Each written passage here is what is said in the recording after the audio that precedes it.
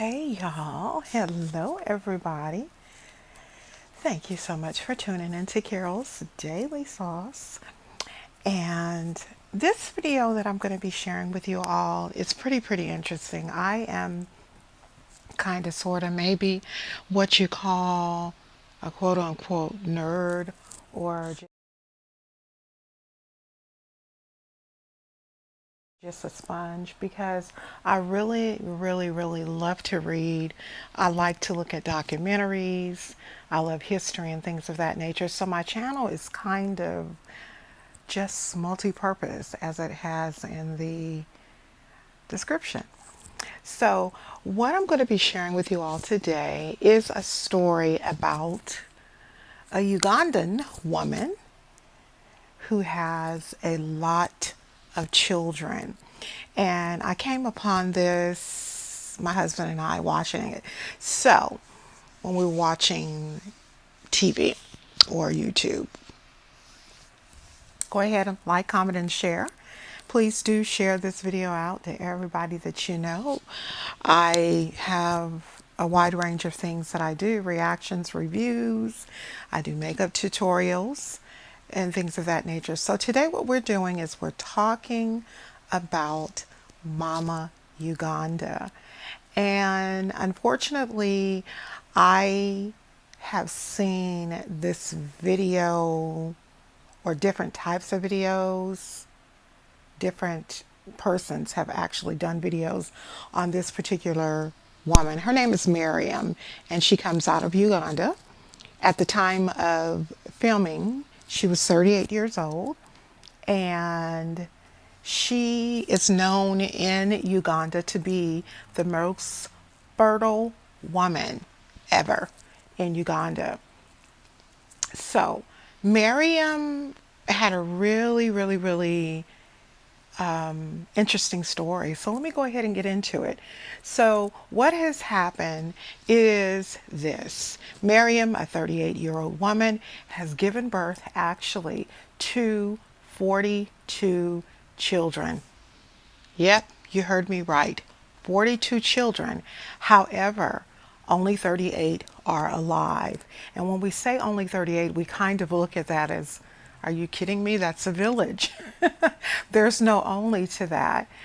Well, let me tell you the background of Miriam and how she came about to having all of these children. In her country, Uganda, it is not out of the norm to marry young. She was sold into marriage at the early age of 13. Prior to being sold into marriage, Miriam suffered years of child abuse in her home with her dad and her stepmother. She, Miriam, was one of 6 children. The mother, their mother, was not in their life, and so their father took on another wife. One particular day, Miriam can remember her stepmother crushing up fragments of like glass, and she crushed it up in really tiny pieces and literally served this broken fragments of glass on a platter for Miriam and her siblings to eat. Miriam did indicate that she is very stubborn. So when the stepmother asked her or demanded that she eat that, Miriam went outside to play. All of her other siblings ate it and they died. Miriam is the only living one out of her 6 siblings. So that right there had to be really hard for her. As I said before, she was sold into marriage at 13 years old. So in looking at the documentary, after her siblings passed away, she was sent to go and live with her grandmother because it was just too rough and too hard to live at the household. Her grandmother and father got into a disagreement. And once they got into a disagreement, the father wanted to marry her off. So she was married off at 13 years old. Instantly, babies came. And Miriam had several sets of twins, several sets of triplets, and several quadruplets. I believe in all of her children, the only child that was born of a singular birth was her youngest son, the very last birth. She only had one child. But basically, what she was saying was every time she went to the doctor and found out that she was pregnant, as she was married, she would be told, it's another set of twins. You have a set of quadruplets. Oh, you have triplets. And it just kept going on and on and on. And on and on and on. She has literally given birth 15 times. 15 times. And she has a total of 38 living children. In her marriage, she was abused. She was verbally and physically abused. She wanted a better life for her children than what she had coming up as a child, and even what she had grown accustomed to with her abusive husband. He eventually left her. And when he left her with all of the children to take care of, he didn't leave her with any money. He didn't leave her with any information as to how she would be able to get in touch with him. He just left and became a deadbeat dad, like most of the dads, or some of the dads here in the United States. So she lives in a very poverty-stricken village. Very poverty-stricken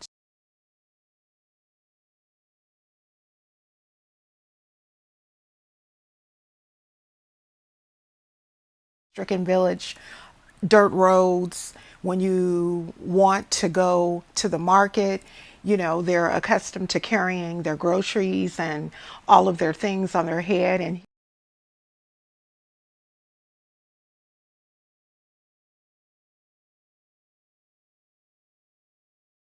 here this woman is at the filming, she's pregnant and she's got all of this stuff on her head. Now, I will tell you guys, one of the most spectacular things that I find about African women, Ugandan women, all of those women over on that part of the continent, and how they have the ability to hold things over their head without it falling off, to me is amazing.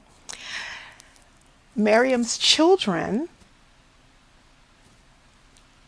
are able to go to school. However, they are charged fees to go to school. So even in the poverty-stricken area in which she lives in, they have to pay to go to school. So what happens is she does everything that she can to try to keep her children in school, specifically the older ones. But what ends up happening is, as she is paying the fees for the children to go to school, more fees are accruing. The more fees are accruing. So it can be really, really hard. She does desire that all of her children go to school. She wants all of her children to have a education, but it's not possible. Although she does feel in her heart that school is a must. She wants her children to be educated. Having all these children, as she said, is not something that she planned to do. However, her plan was to have 6 children so that she could kind of make up for the loss of losing her siblings. I will let you guys know that all of the children, 38 children, are or were not planned. Although she loves children, she does have a condition, and the condition is called hypo-ovulation. Hypo-ovulation is when women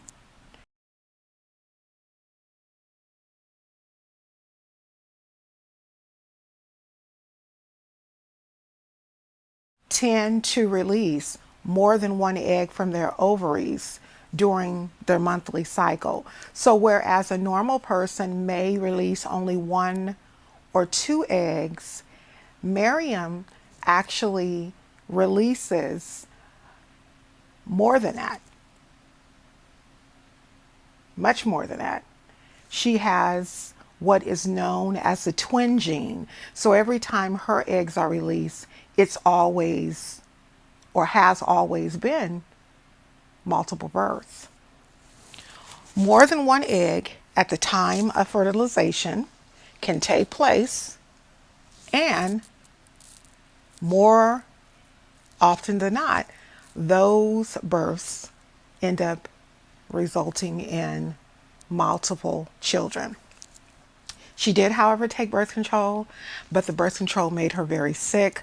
One particular time, she was taking birth control and got an infection and was hospitalized for actually 6 months due to excessive bleeding as a result of the pills. She was put on a drip machine. They didn't know if she was going to be able to recover, and it just became a very, very, very big issue. She was literally in the hospital for 6 months. So could you imagine who took care of her children?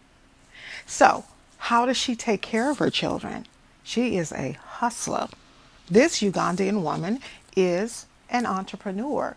She does everything. She is a herbalist. She goes and picks herbs and makes up herbs and tells people how they can become fertile. She makes up herbs to help people when they aren't feeling well.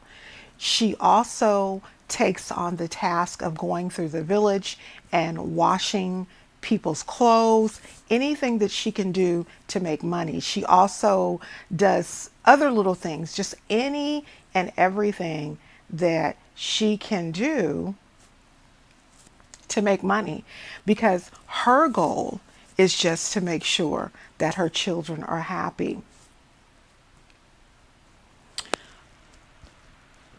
Her husband left her, and when he left, he just took his clothes and left, didn't care. I mean, how do you impregnate a woman that many times and then leave? So remember, we didn't talk about her mother. She did want to find her mother. And when she went to go pick herbs, there was a pitcher in a bag she had. And her pitcher fell out, and one of the locals seen her pitcher. And when the person seen her pitcher, they told her that they knew who the woman was and that they would be able to take her to the woman. They took her to the woman, and when they took her to the woman was remarried, basically did not want to have anything to do with her, and basically told her, if I wanted to have anything to do with you, I would have contacted you. So there she was, hurt again, rejected again.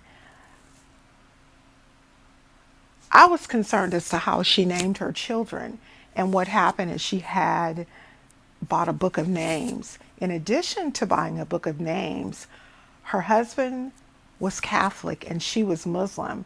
So it was easy for them to come up with Muslim names. But some of the names that Miriam does call her children or have given her children are names from Hollywood stars from the movies. She has a lot of Genevieves. She also has Sierras, and she also has a couple of Denzels in her family. So it this was a very interesting video. One thing I want to also indicate is that her husband walked out on her, but he still continues to return to eat, sees the kids, and then he leaves. Sickening. Some of her entrepreneurial skills that she carries are, she's a hairdresser, and I was wondering, because her hair was cut short and it was edged all around. You know how men wear their hair in short haircuts in the what am I trying to say? what is that word that they say when they wear their hair? Fade. She had a nice fade, and she actually had a blonde fade. Her hair looked really nice. She's a nice looking lady, nice looking Ugandan lady, but she took up a hairdressing class. She also is a Muslim, and even though she's a Muslim, she learned how to make moonshine, and she sells that to the locals. As I said before, she does herbal medicine. She also knows how to do bricklaying, and she also knows how to do decorating. So this woman is definitely an entrepreneur. She is really, really, really a great woman. She really is. Some of the biggest challenges is that she finds herself in is feeding the children, ensuring that the children are cared for appropriately, ensuring that their needs are met, and that all the odds and ends as far as what it is that they need are taken care of. So I tell you, when I look at this situation, it makes you think of how blessed you really are. Some of her children have had to drop out of school because she can no longer keep up with the cost of the bills. And this right here just, y'all, it just touched me. It just touched me. They also did like a tour of her house. Her house is clean, yet dirty because it's a lot of dirt, but clean. Some of her children sleep 7 and 8 to a room, 6 and 7 in a bed. So it is extreme poverty. You know, it is extreme poverty. But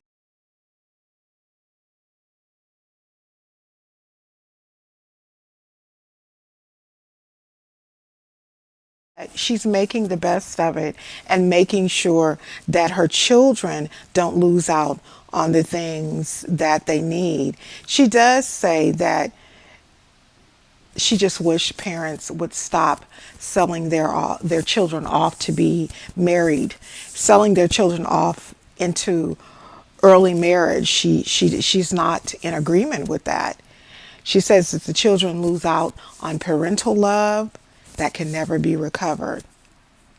So the other message that she wanted to give is that men need to take care of their responsibilities. If they make these babies, they need to help the women to take care of them. I'm going to go ahead and be putting in the description part the link as to where I seen this video, and hopefully you guys will find some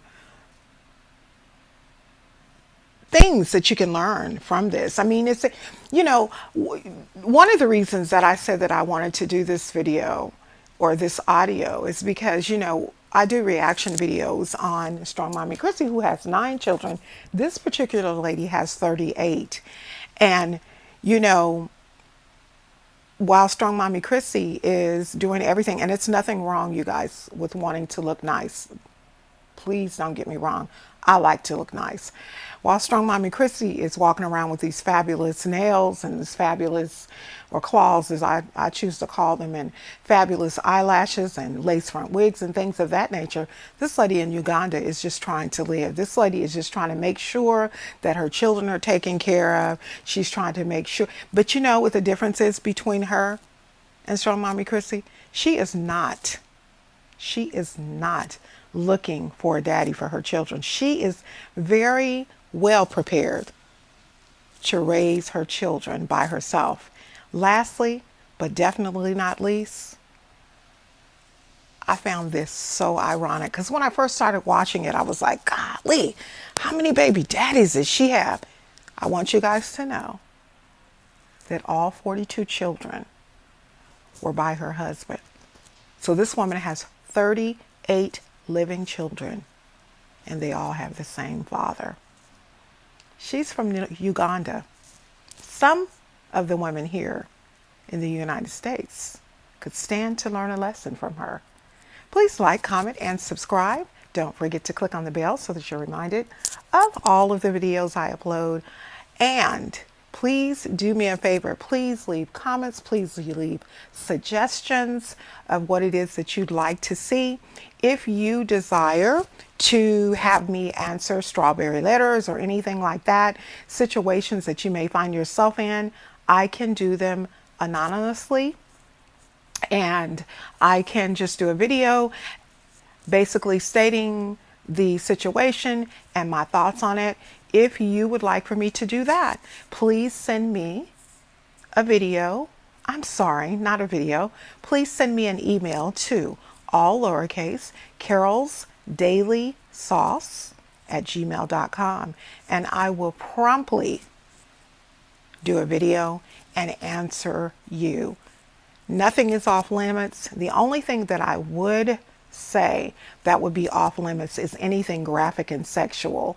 As a Christian, that's not something that I choose to discuss openly with anybody other than my husband. I'll talk to you all real soon. God bless you. Be strengthened and be encouraged. Be safe. And if you don't do anything else, smile. I'll talk to y'all soon. Bye-bye.